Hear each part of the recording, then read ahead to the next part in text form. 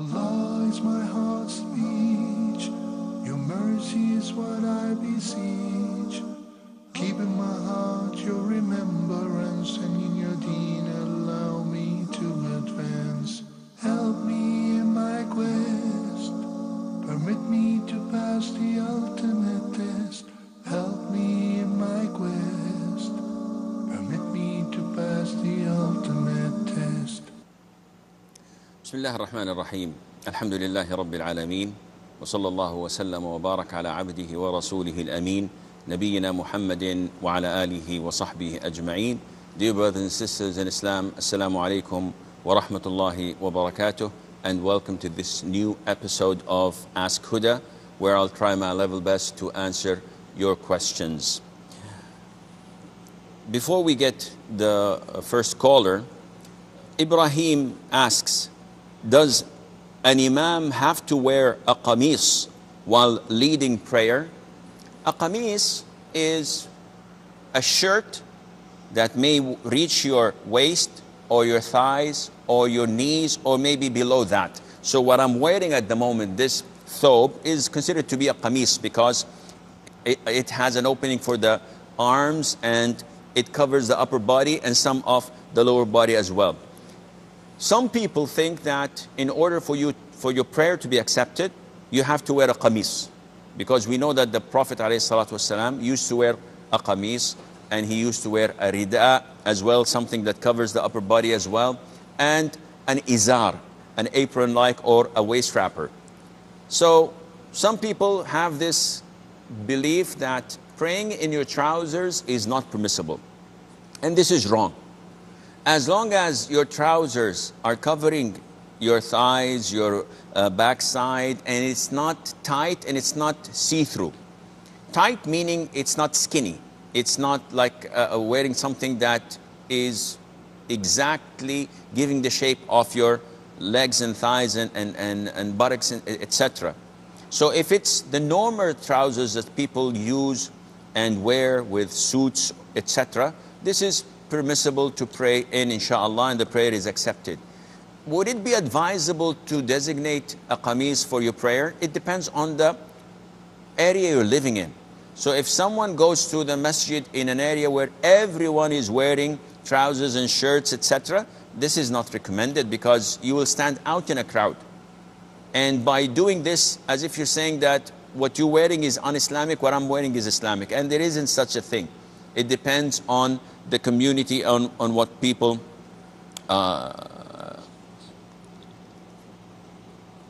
Okay, we have Muhammad from Dubai. Assalamu alaikum, Sheikh. How are you? Wa alaikum assalam wa rahmatullah.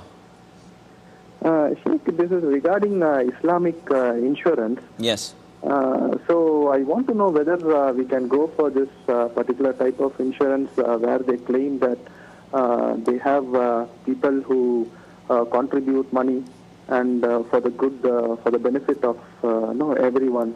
So they call it as an Islamic insurance. So whether we can go for this, whether it's halal or how is it? I will answer your question, Shah. Any more questions? Okay. That's it. Okay. Brother Rashid from Saudi Arabia. Brother Rashid. Assalamu alaikum, sir. Wa alaikum assalam wa rahmatullahi. How are you, sir? I'm fine, Jazakallah khair. Sir, last time I asked you one question regarding Hajj, and you told me there is a dam. I threw stone on last day of Hajj before 10 minutes of Adhan, Dhuhr Adhan. You told me there is a... I forgot one thing, that I was appointed by two old person to throw on their behalf also, sir. So do I have to pay dam for those two people also? And overall three, or one is enough, sir? Okay, if I understand your question, and correct me if I'm wrong. You're saying that you threw before Dhuhr on the last day of Hajj, and yes, you throw on behalf of two other people. Myself and two other people also. Who deputized you to do this? Sorry, sir? Who deputized you to throw on their behalf? Yes, sir. Okay, and you're asking, should this be the sacrifice on your behalf or on their behalves as well?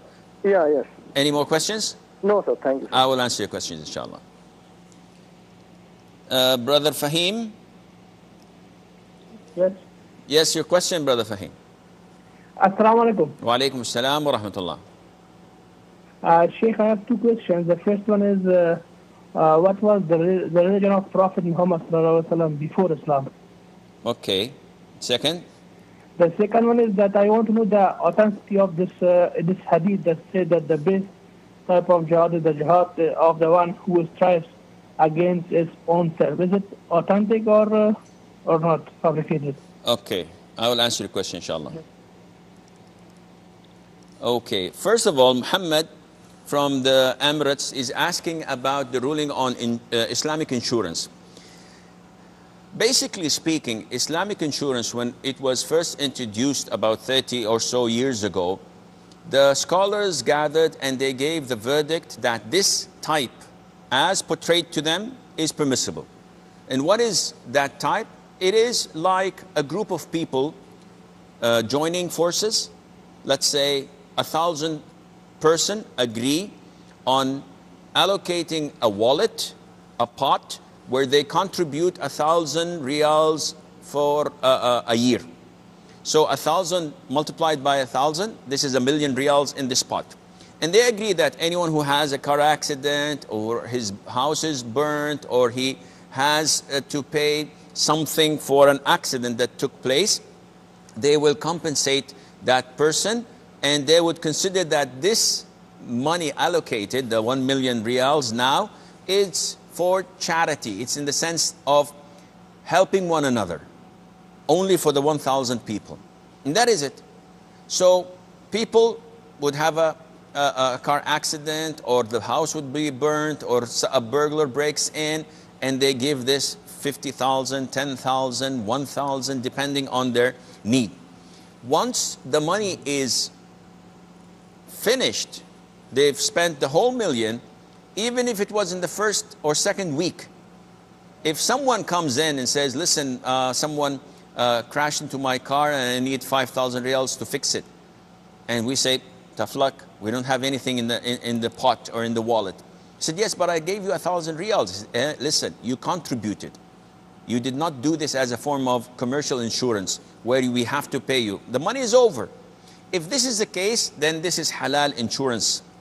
Why? Because it is a form of collaboration on virtue and on good. What's happening at the moment, unfortunately, to my knowledge, maybe I don't have sufficient knowledge, but to what I know, is not like this. They're having corporates running the show.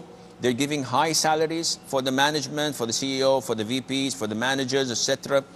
They are utilizing the money in the pot and investing it. And this is not what we agreed for. We agreed to give the money so that we would help one another. So they're investing part of it, and they are offering normal insurance services. What happens in the middle of the year if the money ran out? If we have floods and all of a sudden everybody wants a financial aid, so we give them from what they've contributed, and the money runs out. What happens? They say, we will borrow. Then this is exactly what the commercial insurance companies are doing. So yeah, but we will borrow on good terms, no interest, so they claim, and it goes on and on. So what I see it, the way I see it, that there isn't any such thing as correct Islamic insurance at the moment, especially those run by the corporates, and Allah Azza wa Jal knows best. Rashid is asking about a previous question where he said that the last day of Hajj, he did not throw the jamarat, the pebbles, after the adhan of Dhuhr, which he was supposed to do. And he did this after Fajr.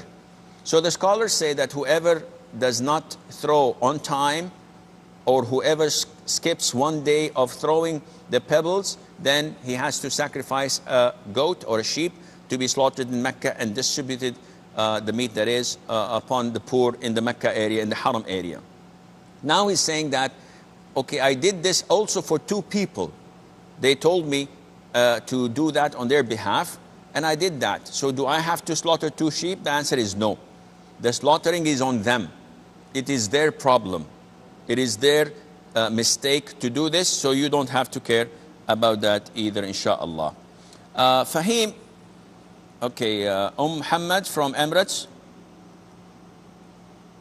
السلام عليكم شيخ. وعليكم السلام ورحمة الله وبركاته. I have a question, two questions. Okay. One question is regarding killing small flies or walking or flying on the air. Generally, of course, killing any creation like dogs, cats is not allowed. But these small ants that are on your way or this, can you please a little bit explain this issue? If it's okay, allowed to kill them, or we should always leave them. So Don't take them and take them away from us.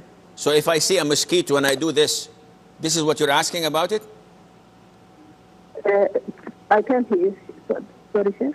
If I see a mosquito and I Yeah, squash it. Or these small ants walking on the floor or flying, do we have to catch them and put them away from the room, or Okay. it's okay to kill them? Okay. And my second question is that, as excellence of manner, that excellence of manner is to eat the food from the edge, and the barakah is mostly on the edge, not in the center. This is, of course, when the tray is in the middle and you take from the edge. How about if you take from the edge, and nowadays people put it on the plate? Of course, they don't eat from the tray. So if you put in your own plate, is it also sunnah you have to eat from around it, or is it okay to just eat from slowly from the edge and finish it? Okay. You got my point, Chief? Yes. And same thing with this drinking in the bottle. Sunnah is to put it in the glass, not in the bottle. How about this small masafi bottle, which is very small like a glass? Still, we have to put it in the glass. As I heard Chef just saying that it's sunnah to eat, to pour it in the cup, not to drink it from the bottle. Okay. Okay, I will answer you, inshallah. And just now I heard an excellence of manners in the program, that he said two things. One of that you have to put it in the glass. Okay. And so if it's a small, like a glass, a small masafi bottle, which all of us know that it's like 1.5 glass, still we have to put it in the glass. Are you sharing it or you're drinking from it on your own? No, it's on my own. Okay, خلاص. I will answer you, inshallah. Can I just bring the bottle because it's small, or I have to put it in a glass as a part of sunnah? I will answer your question, inshallah. The following question. Abdullah from Sweden. Assalamu alaikum wa rahmatullah. Wa alaikum salam wa rahmatullahi wa barakatuh. Sheikh, I have two questions, inshallah, if I can go on. Yes, go on. The first question is that it is allowed for me to, example, go and study in Egypt or Saudi Arabia Islamic knowledge, while my parents don't allow it. And my parents also had their cousins, my brother here, the support they need, the economic goodwill here. Do you have other brothers, siblings that took care of? Yes. Okay. Yes, I have two brothers here, a sister, my cousins. They have their own parents here too. They can support them economically. They don't have any need of me. Okay. Alhamdulillah. Okay. So it's still allowed for me to go while they don't accept. Okay. And the second question is, Sheikh, I feel like I've become more distant from Allah subhanahu wa ta'ala. Even when I try to do Nafil prayers, I feel always alone all the time. Example, when my parents say, why do you go to bed? Or the cousins say, why do you have the pants over the ankle? You should not do that. This affects my iman and affects me from Allah subhanahu wa ta'ala. So what can I do to soften the heart or grow my iman? Because I feel the iman is just going weaker and weaker. Sometimes I doubt about myself if the iman is there or not. Jazakallah khair. وجزاك خير حبيب. Okay. Regarding the question,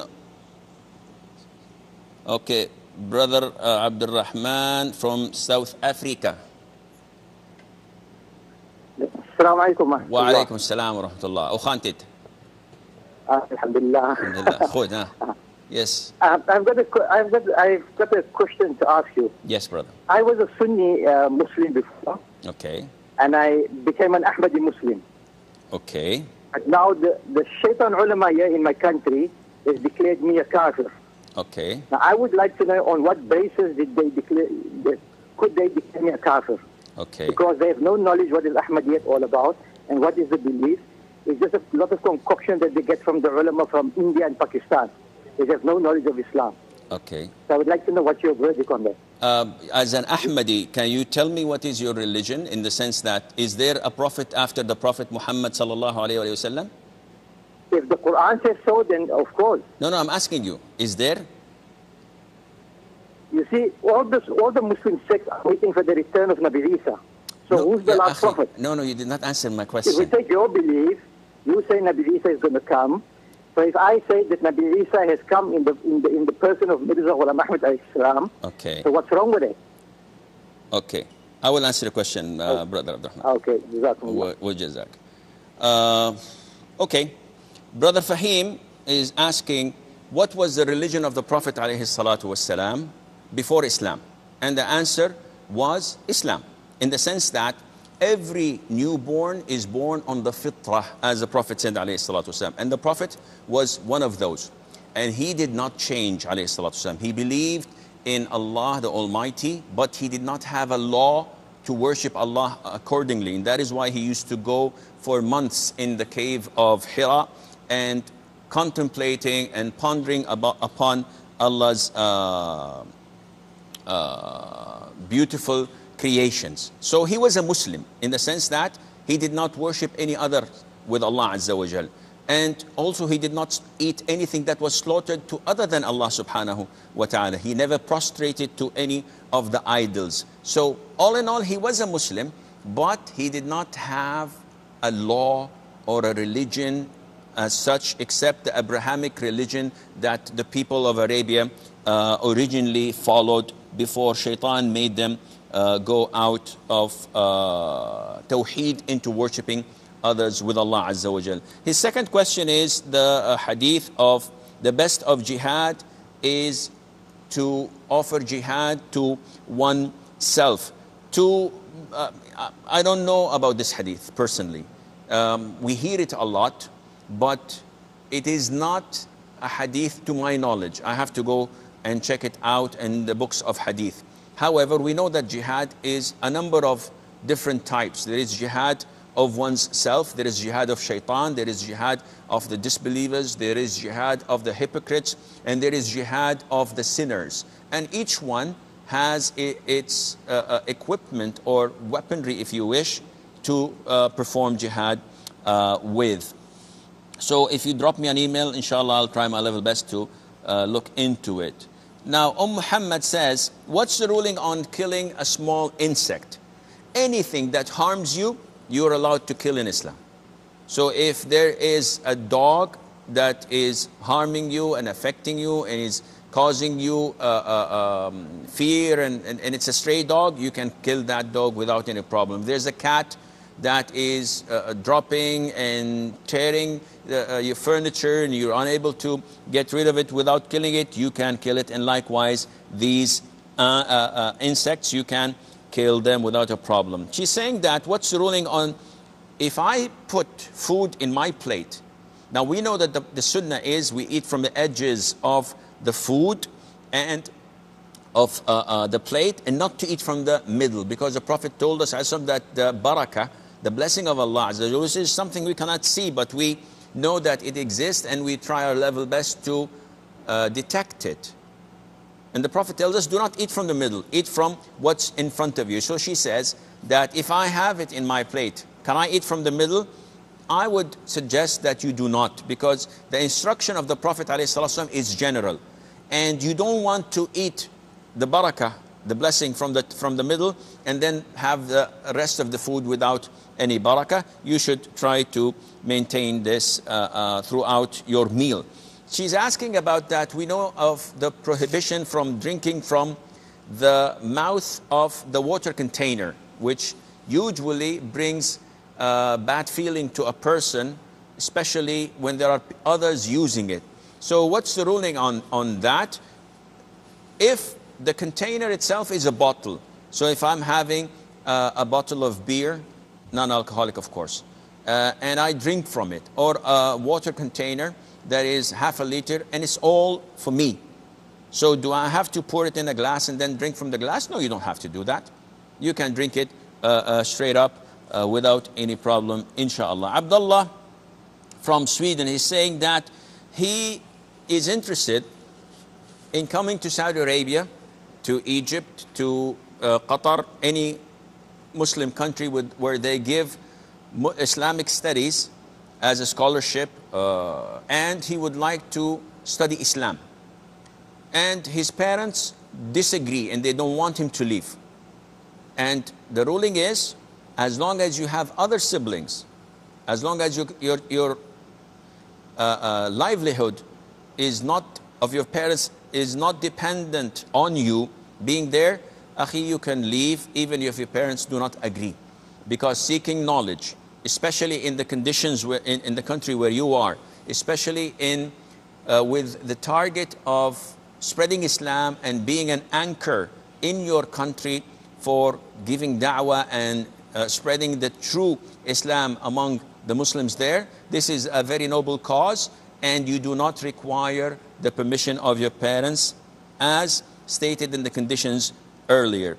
Now he says that I get sometimes lonely and I feel weak in my iman because, and this is normal, anyone would feel like this.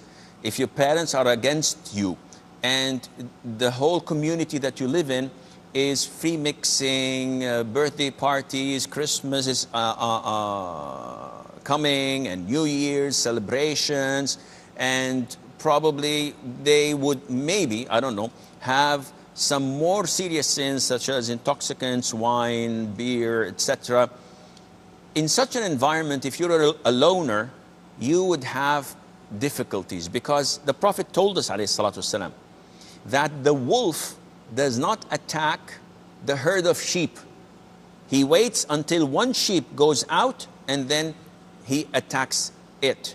So you are at the moment are the lonely sheep. And that is why you're feeling depressed. That's why you're feeling weak in your iman. You're not encouraged to do so many good things you want to do, but something is pulling you down, and this is what shaitan is good at. So what to do? There are a number of ways. I always tell the brothers and sisters to follow these ways, especially when they're living in a non-Muslim country. Number one, you have to increase the portion of knowledge by reading the Quran, a great deal of it, not only 1 page and 2 pages a day. No, read a great deal of it. Learn more about the Sunnah. Read a lot about the seerah of the Prophet ﷺ. How did he act? How did he react to these campaigns that the pagans and the idol worshippers used to launch against him, and their relentless efforts in trying to get him out of Islam by either seducing him or by intimidating him? Once you read this, this increases your iman. Alongside this, you must attend a lot of circles of knowledge in your hometown if you have some. If you don't have some, initiate some of your own and call people. And mostly important, in my opinion, is that you have to surround yourself with practicing brothers. True practicing Muslim brothers, because once you're with them, you hang out with them, you go to attend lectures with them, you arrange conferences with them, and you travel with them. Being with these bunch of true believers who are following the true Quran and Sunnah on the understanding of the Salaf, you will increase your iman. You will boost it. You will find this boost is so astonishing that it will re-energize your iman. And I believe that if you do this, then inshallah you are at good hands. Abdurrahman from South Africa, he's saying that he was a Sunni Muslim and he converted into an Ahmadi. And he's saying that people say that Ahmadis are not Muslims. Well, and he said that the scholars of India and Pakistan, they're brainwashing the people. I'm afraid that it's not the scholars of Pakistan or India or Saudi Arabia or Egypt or Jordan or Syria or Iraq or Iran or Indonesia. The whole of the Muslim Ummah consider the Qadianis, the Baha'is, the Ahmadis not to be part of the Muslims. we are not as Muslims allowed to marry from you. We are not allowed to eat from your slaughtering. If you slaughter a sheep, we can eat a sheep that was slaughtered by a Christian or by the Jew, because they're mentioned in the Quran.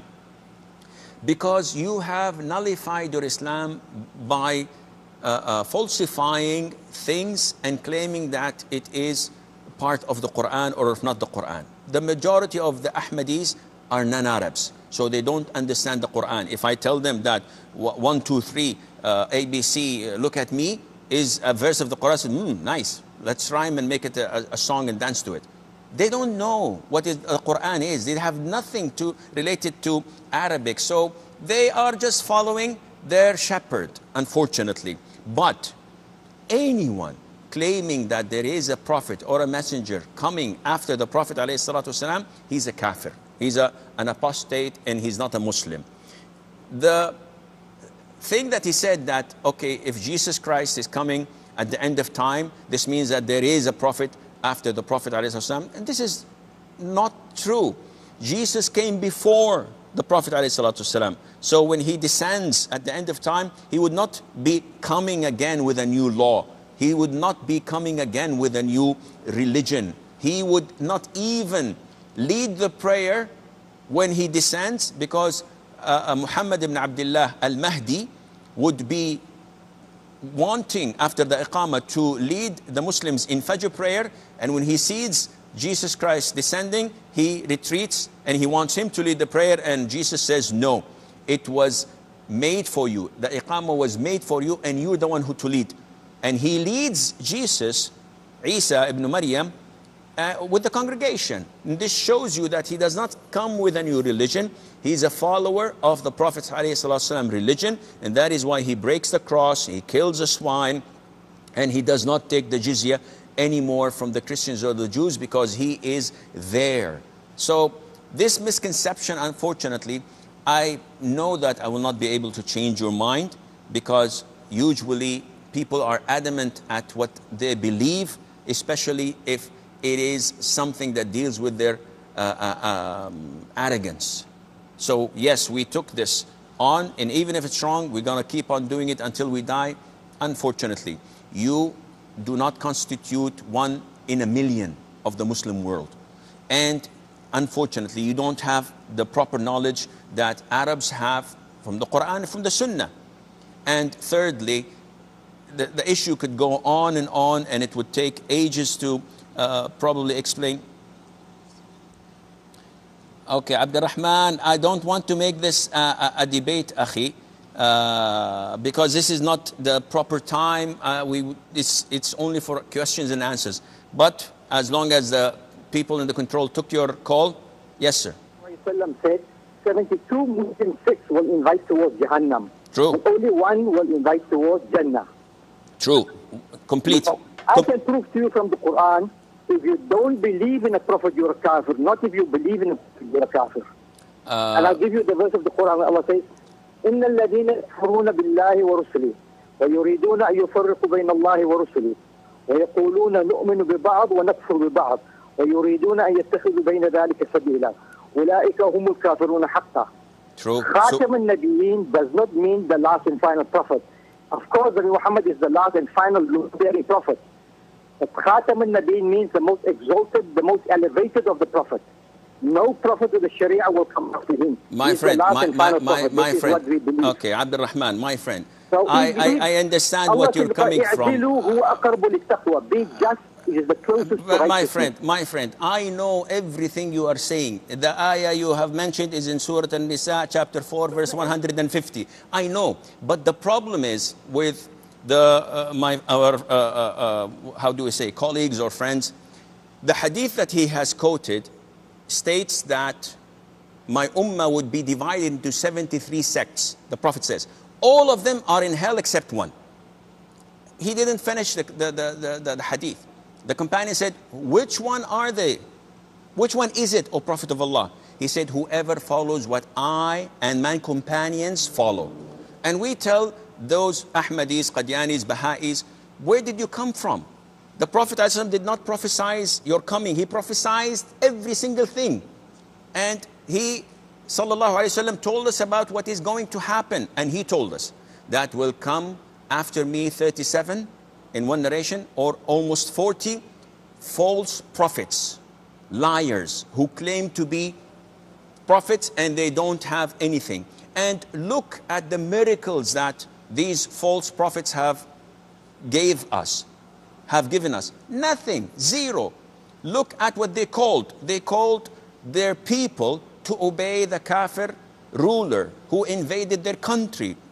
They called the people to turn against those who abide by the Quran and the Sunnah, and to join forces with the kafir invaders who gave them their welfare, who gave them their citizenship. And this is something that no Muslim would accept.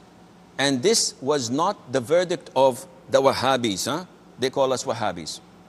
Not the verdict of Al-Azhar only. Not the verdict of the scholar. It is the consensus of all scholars of the Muslim Ummah. You're talking about 1.6 or 1.7 billion who raise a flag and say the Ahmadis, the Baha'is, the Qadianis are kafir.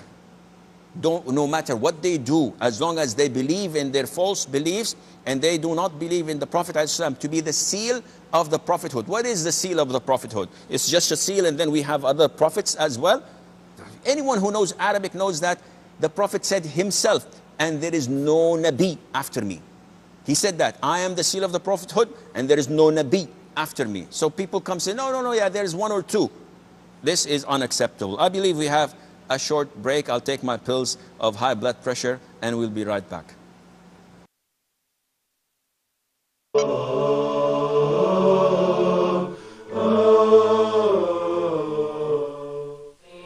The Messenger of Allah, peace be upon him, narrated that when Allah, glory be to him, wishes good for someone, he bestows upon him understanding of the religion, and that Allah makes the path to paradise easy for those who seek knowledge. Preoccupied by work or family in the modern world, a Muslim may struggle to find time for acquiring Islamic knowledge. To ease this struggle, we are launching Huda Academy to be your gateway to online Islamic e-learning. Enroll now and study from our renowned scholars. Learn Aqidah from Dr. Muhammad Salah. Learn Fiqh from Dr. Hatim Al-Hajj. Learn Hadith from Dr. Muhammad Sa'id. Learn Tafsir from Sheikh Ibrahim Zidan. And learn Arabic from our professional instructors. Successful graduates of Huda Academy will go through a final test and eventually receive a certificate of completion. To enroll and learn more about Huda Academy, please visit us online at hudaonlineacademy.com.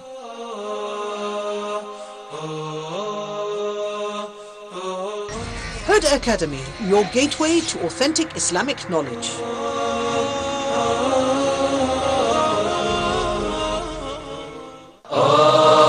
Europe's forgotten heritage. This is a sad reminder of the past history of the Muslims in the city. Nowadays, there are no Muslims anymore. These are the mosques that have remained. And it is really sad. Wait a second, this is Morocco. No, this is Tunisia, Algeria, North Africa, Egypt. No, this is all Europe, and this is all part of Spain. Islam spread first in Africa, and then from Africa, it came over to Europe, and then it did developing work in Europe. Now, we look the other way around nowadays. The compass was invented by the Muslims. Many important inventions came from the time of the Muslims on the Iberian Peninsula. Instead of people becoming less in battles, as we normally know, as we know in battles obviously people die, but no, what was happening? The Spaniards recognized and realized the superiority of the Muslims and the treatment that the Muslims gave to the Christians and the Jews in Spain at that time, that they happily accepted Islam, many of them. And not over the fountain, as we've seen it before in other places in Greece. Now, it has some Arabic on top, as well as it has some Arabic down, where the tap used to be, or where the water was coming out. Pack your bags, grab your passports, and join Dr. Steph Karis as he takes us through Europe and rediscovers Europe's forgotten heritage, only on Huda TV.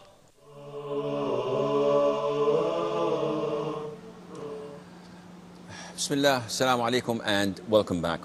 Brother Harith, or Haris, says that some scholars advise to recite Takbir al-Tashriq after every Fard Salah, specifically Salah that is, from the 9th Dhul Hijjah, which is Arafah day, Fajr, till Asr of the 13th. Is it proven by any authentic hadith?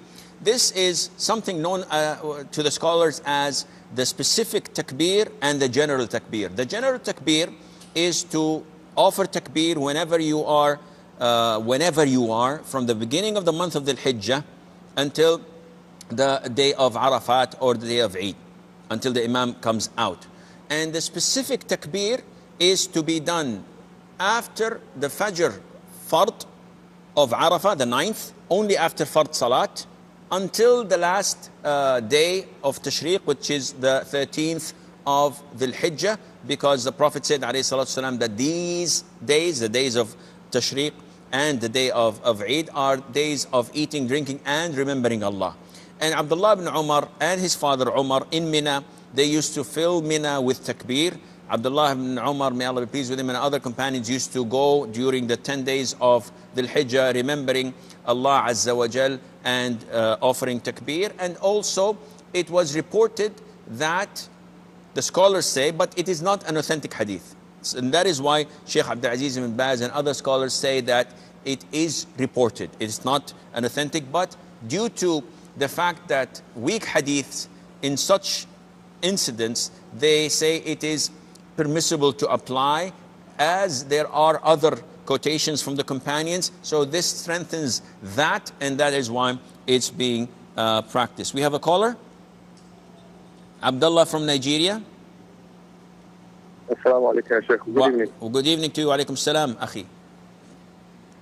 Yes, Sheikh, this goes to show you the kind of people we have that are practicing Islam. I mean, it is very unfortunate that an intelligent person like the last caller, yes. I'm very surprised, and may Allah subhanahu wa ta'ala guide us to the right path. Ameen. Ameen. I have two questions, yes. Sheikh, regarding zakat. The first one is, if you are owing somebody some money, and then you want to remove your zakat, can you tell that person that, okay, I'm giving you $1,000, this $1,000 I'm giving you as zakat, and I am now going to use it to wipe out the debt that, I'm owing you. Can you do that?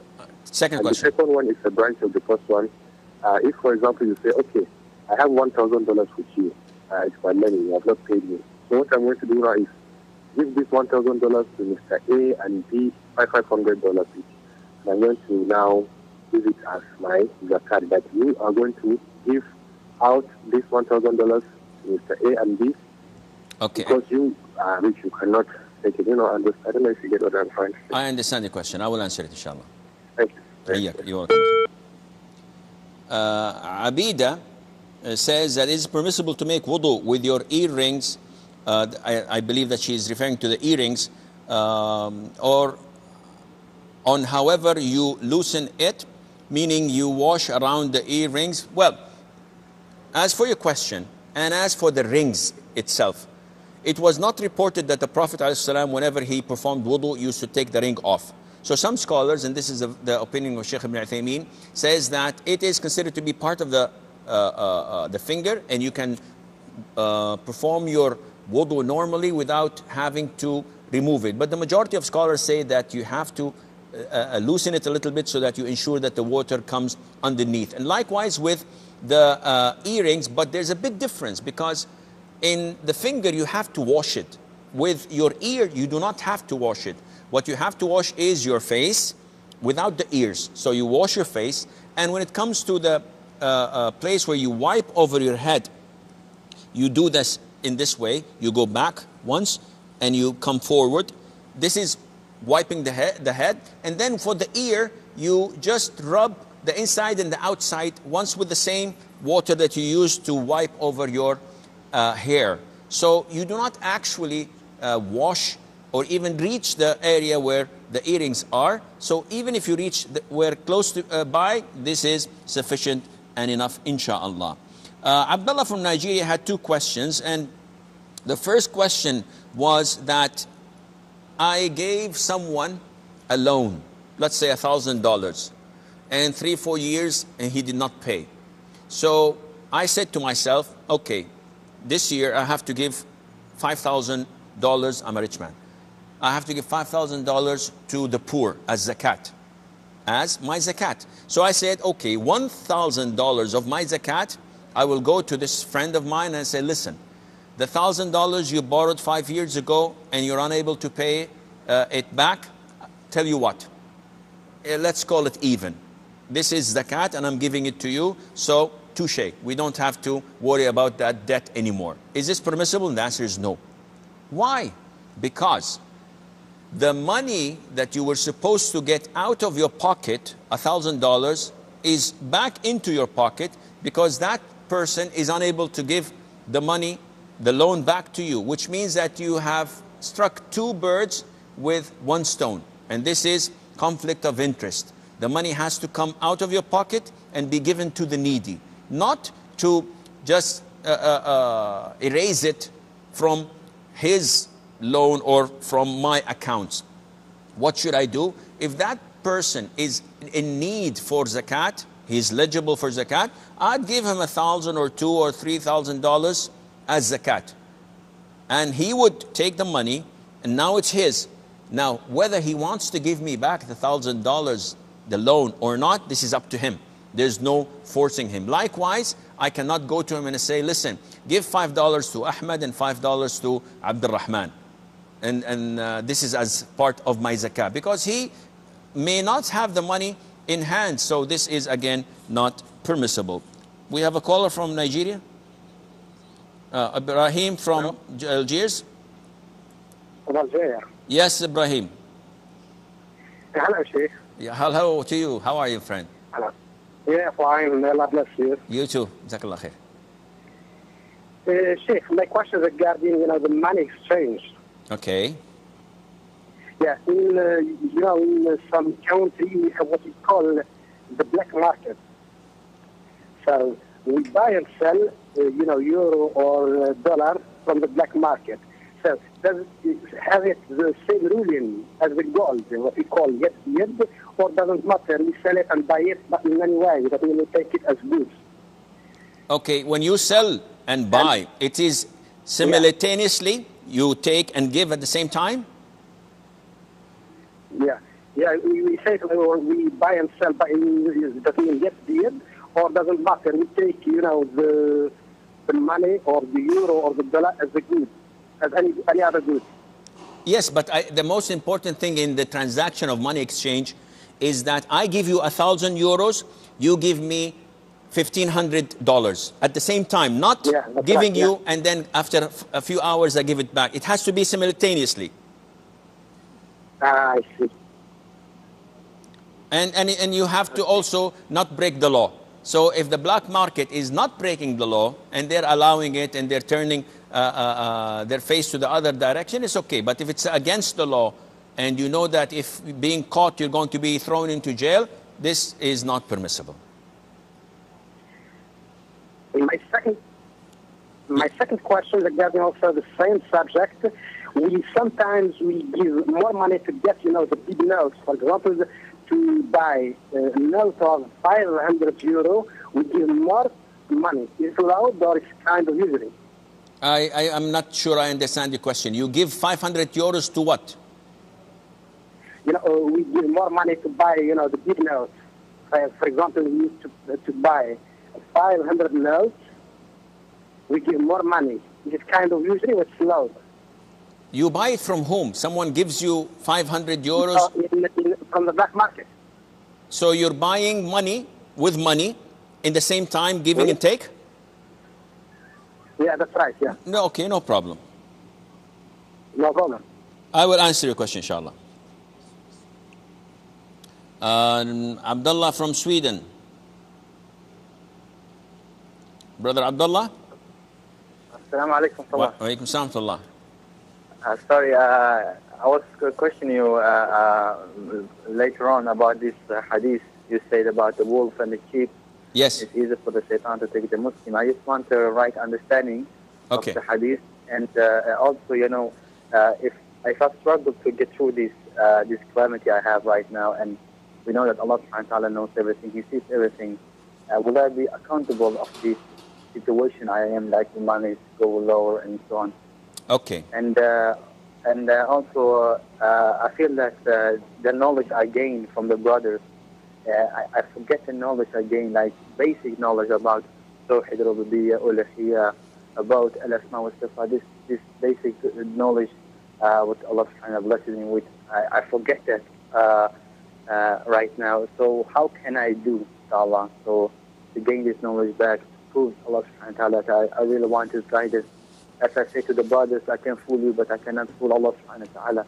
And when He has guided me for 2 years ago, I want to be steadfast of the important truth, inshallah, because like all the Muslims, we want to be good, and to be good, we have to follow the guidance. Jazakallah khair. Wa jazak. I will answer the question, inshallah.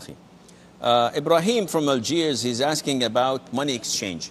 Money exchange in Islam is permissible. If I have $1,000 and I come to you and I say, how much are you going to buy this from me? And you tell me, I'll buy it for 2,000 whatever.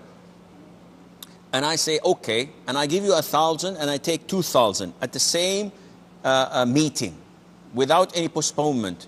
Give and take at the same time. This is permissible in Islam. Now, his second question is, what about if the euro costs in my country, in the normal banks, €1 for $1. But because we have a lot of tourists coming, and we give them a better price. So instead of buying the dollar for €1, we buy the dollar for 1.5 euros. And they would not find this rate anywhere else. Again, this is permissible. If you sell, or if you buy the dollar for 10 euros, no problem. For 100 euros, no problem. As long as we agree, and as long as I give you and I take from you at the same time, this is permissible, providing, as stated, that this is in accordance to the law. Because you have to respect the law of the country you're in. If the country tells you that this is illegal and you're not allowed to do this, then you should not do it. But if it's everywhere, if it's in the market, someone comes to you and says, hey, I've got something for you. You want to take? And you say, okay, if it's not drugs and it's not stolen goods, I have no problem. Say, I have 1,000 euros. I'll sell it for you for this and that. And you think it's a good price and it's in the open. Nobody's telling you that this is against the law. You can buy it and there's no problem in that, inshallah.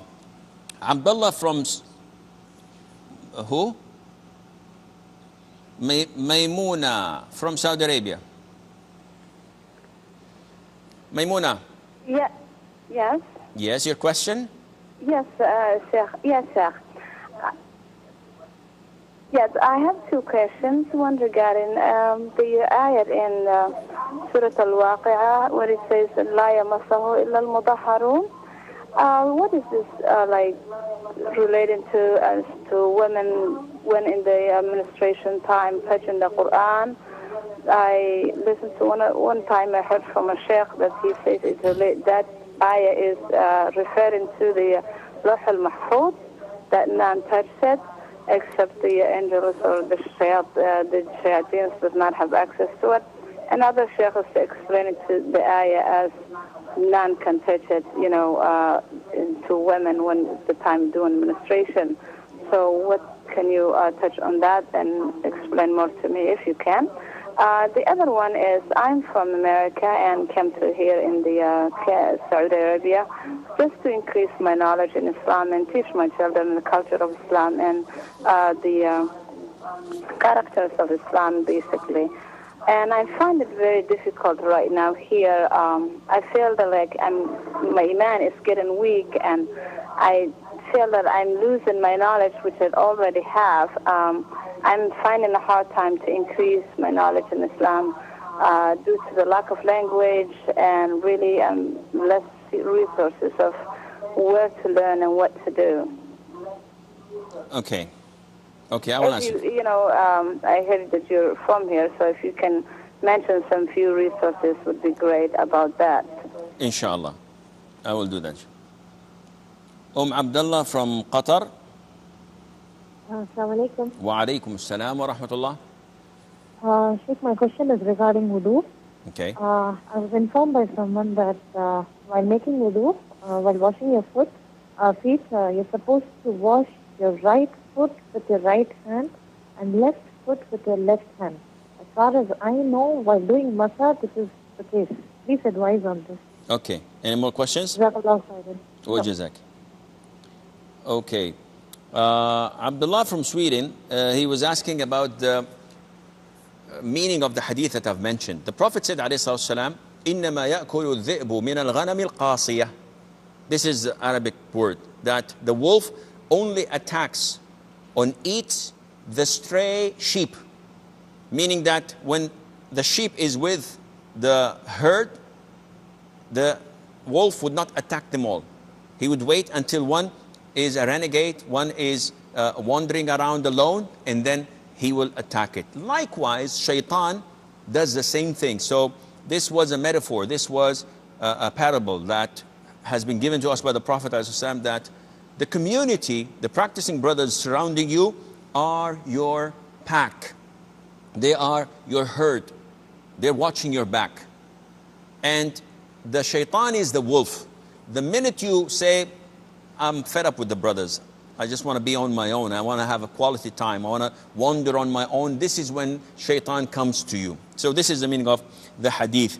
And he's asking his second question, if I understood it correctly, does Allah hold us accountable for such feelings of depression and for weakness of iman? The answer is no.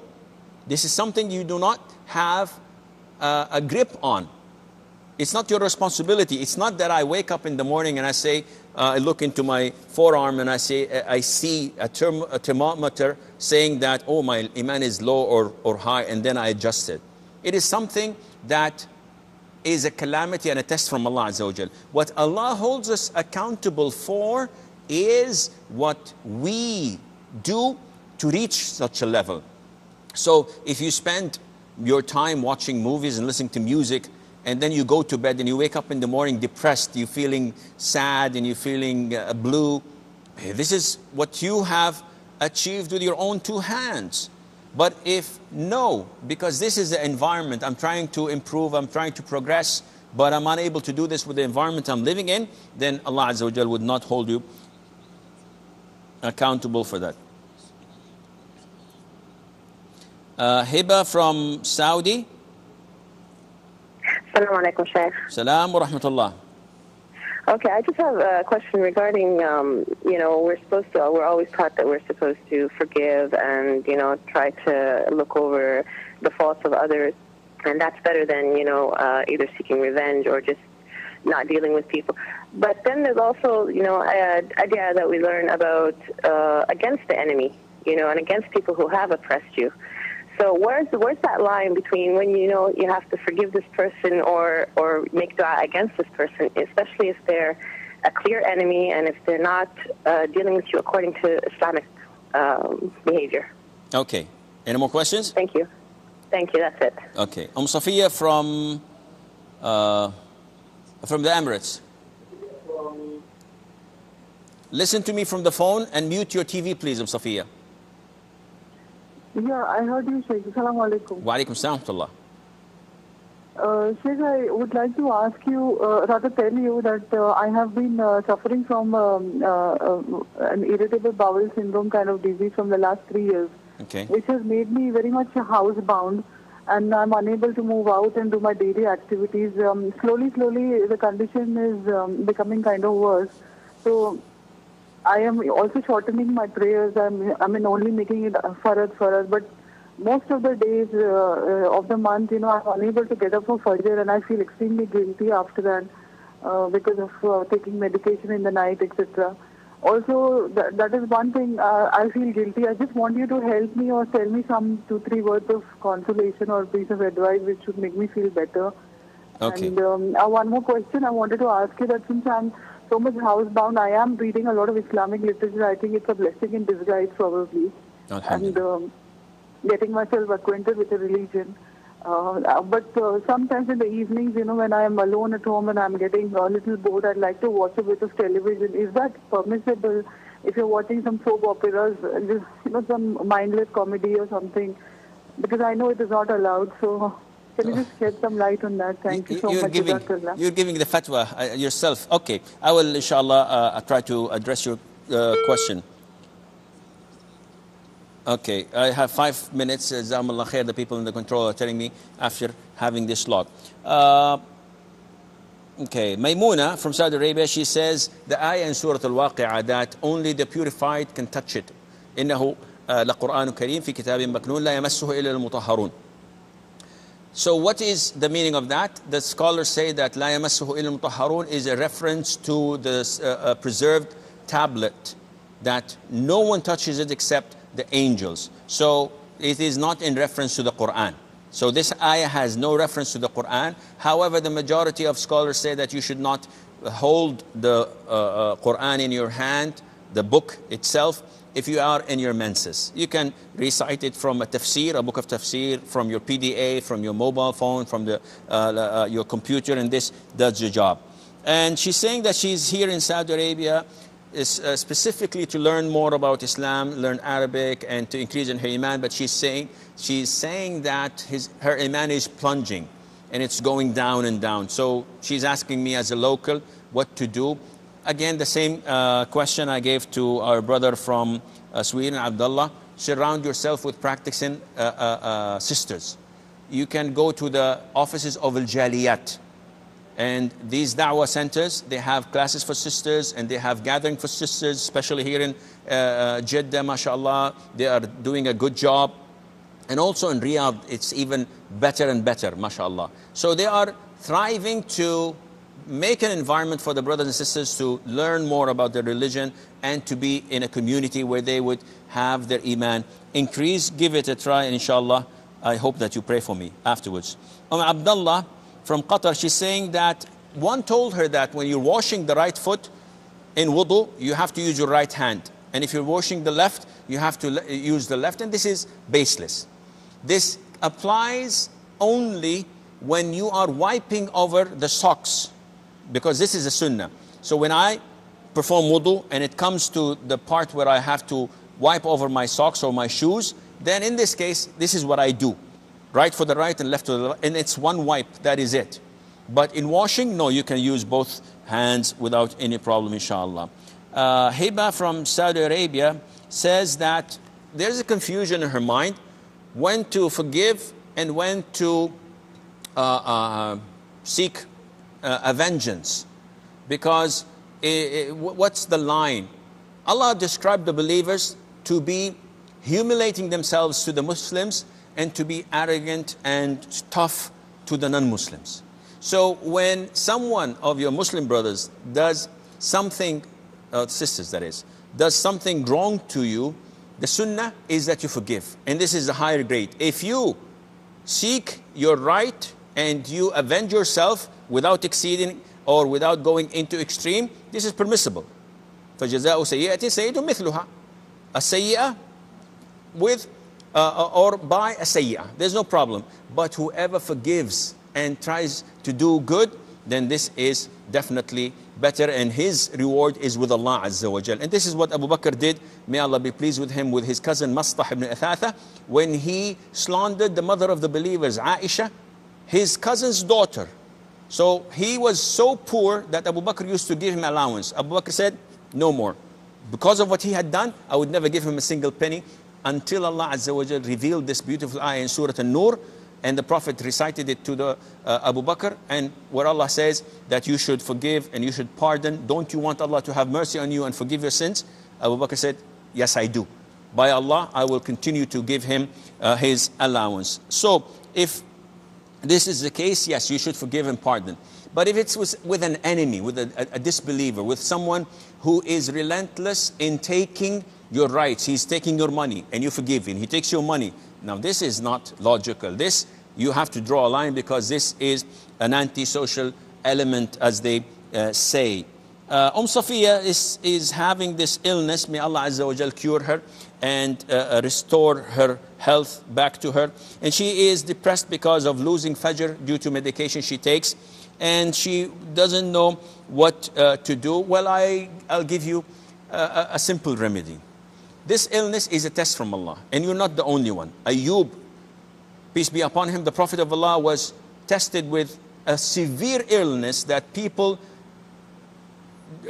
neglected him because of his illness. It was so awful to them for 18 years, and he's a prophet. So you're not even close to him. So inshallah, and your illness is not as close to his or as bad as his. Pray to Allah Azza wa Jal, and Allah Azza wa Jal will cure you and will reward you for your patience. And this life is only moments. You blink and you open your eyes and years pass by. Blink another time and you won't be able to open your eyes because you're dead. So this is a test, and you are in the examination room. You are doing your test. Be patient and do a lot of ruqyah. Bring Zamzam water, recite Surah Al-Fatiha 3 times and blow Ayat Al-Kursi, the last 2 ayahs of Surah Al-Baqarah, Amana Rasul, the last 3 surahs of the Quran, the last 3 quls, and blow and drink from that water in the morning, in the evening, and before you go to bed. Wash your face, wash your body with it, and believe that Zamzam water is a cure from all illnesses, and Allah Azza wa Jal would cure you. As for your question regarding watching soap operas, this increases in your illness. Now people, when they are in distress, they turn to whom they think that has the cure and their escape route. Now you're turning away from Allah Azza wa Jal. Instead of devoting all your time to supplicating and insisting on Allah Azza wa Jal that He subhanahu wa ta'ala cures you, you turn away from Him and say, I need some time off, watching soap operas, comedies, and things that are considered to be laghu, if not real haram. So you know the answer for that. You answered yourself. Be steadfast. Tie your heart, connect your heart to Allah Azza wa Jal. Believe in Allah, who is the only one who can cure you. And with the grace of Allah, you will find the cure coming to your way very soon. I'm afraid that this is all the time we have. Until we meet you next time, fi amanillah. Wassalamu alaikum wa rahmatullahi wa barakatuh. Allah is my heart's speech. Your mercy is what I beseech. Keep in my heart your remembrance, and in your deen allow me to advance. Help me in my quest. Permit me to pass the ultimate test. Help me in my quest. Permit me to pass the ultimate test.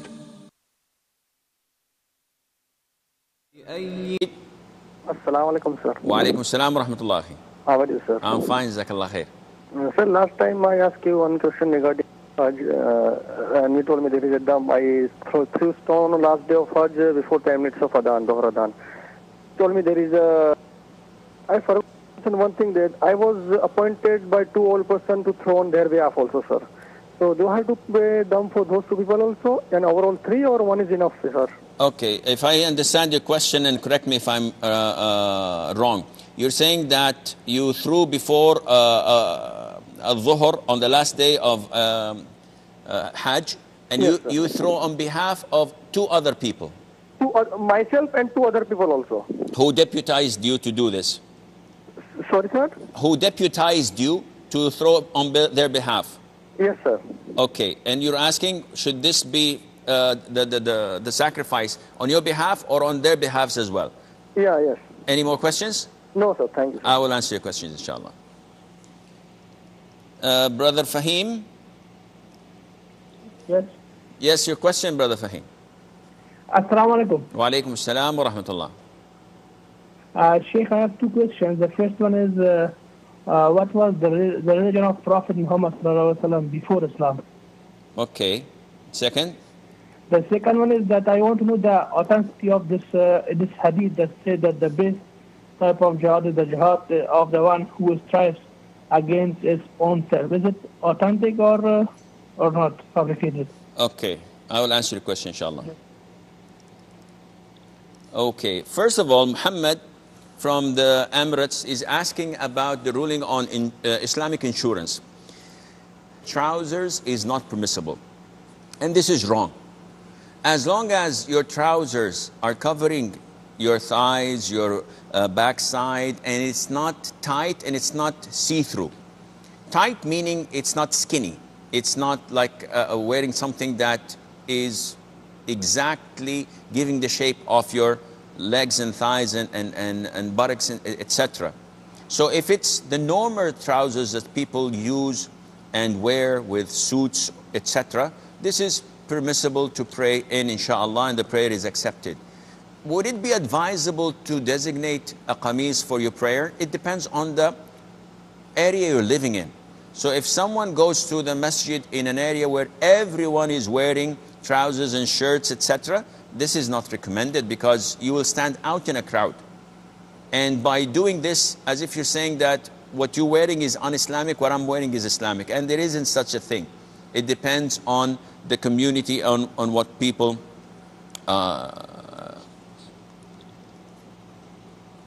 Okay, we have Muhammad from Dubai. Assalamualaikum, Sheikh. How are you? Wa alaikum salam wa rahmatullah. Sheikh, this is regarding Islamic insurance. Yes. So I want to know whether we can go for this particular type of insurance where they claim that they have people who contribute money and for the good, for the benefit of everyone. So they call it as an Islamic insurance. So whether we can go for this, whether it's halal or how is it? I will answer your question, Shah. Any more questions? Okay. That's it. Okay. Brother Rashid from Saudi Arabia. Brother Rashid. Basically speaking, Islamic insurance, when it was first introduced about 30 or so years ago, the scholars gathered and they gave the verdict that this type, as portrayed to them, is permissible. And what is that type? It is like a group of people joining forces. Let's say 1,000 person agree on allocating a wallet, a pot, where they contribute 1,000 riyals for a year. So 1,000 multiplied by 1,000, this is 1,000,000 riyals in this pot. And they agree that anyone who has a car accident or his house is burnt or he has to pay something for an accident that took place, they will compensate that person, and they would consider that this money allocated, the 1,000,000 riyals now, is for charity. It's in the sense of helping one another, only for the 1,000 people. And that is it. So people would have a car accident, or the house would be burnt, or a burglar breaks in, and they give this 50,000, 10,000, 1,000, depending on their need. Once the money is finished, they've spent the whole million, even if it was in the first or second week. If someone comes in and says, listen, someone crashed into my car and I need 5,000 riyals to fix it. And we say, tough luck, we don't have anything in the pot or in the wallet. He said, yes, but I gave you 1,000 riyals. Listen, you contributed. You did not do this as a form of commercial insurance where we have to pay you. The money is over. If this is the case, then this is halal insurance. Why? Because it is a form of collaboration on virtue and on good. What's happening at the moment, unfortunately, to my knowledge, maybe I don't have sufficient knowledge, but to what I know, is not like this. They're having corporates running the show. They're giving high salaries for the management, for the CEO, for the VPs, for the managers, etc. They are utilizing the money in the pot and investing it. And this is not what we agreed for. We agreed to give the money so that we would help one another. So they're investing part of it, and they are offering normal insurance services. What happens in the middle of the year if the money ran out? If we have floods and all of a sudden everybody wants a financial aid, so we give them from what they've contributed, and the money runs out. What happens? They say, we will borrow. Then this is exactly what the commercial insurance companies are doing. So yeah, but we will borrow on good terms, no interest, so they claim, and it goes on and on. So what I see it, the way I see it, that there isn't any such thing as correct Islamic insurance at the moment, especially those run by the corporates, and Allah Azza wa Jal knows best. Rashid is asking about a previous question where he said that the last day of Hajj, he did not throw the jamarat, the pebbles, after the adhan of dhuhr, which he was supposed to do. And he did this after fajr. So the scholars say that whoever does not throw on time, or whoever skips one day of throwing, Allah is my heart's speech, your mercy is what I beseech. Keep in my heart your remembrance, and in your deen allow me to advance. Help me in my quest, permit me to pass the ultimate test. Help me in my quest, permit me to pass the ultimate test. بسم الله الرحمن الرحيم. الحمد لله رب العالمين، وصلى الله وسلم وبارك على عبده ورسوله الأمين نبينا محمد وعلى آله وصحبه أجمعين. Dear brothers and sisters in Islam, Assalamu alaikum wa rahmatullahi wa barakatuh, and welcome to this new episode of Ask Huda, where I'll try my level best to answer your questions. Before we get the first caller, Ibrahim asks, does an imam have to wear a qamis while leading prayer? A qamis is a shirt that may reach your waist or your thighs or your knees or maybe below that. So what I'm wearing at the moment, this thobe, is considered to be a qamis because it has an opening for the arms and it covers the upper body and some of the lower body as well. Some people think that in order for your prayer to be accepted, you have to wear a qamis, because we know that the Prophet ﷺ used to wear a qamis, and he used to wear a rida as well, something that covers the upper body as well, and an izar, an apron-like or a waist wrapper. So some people have this belief that praying in your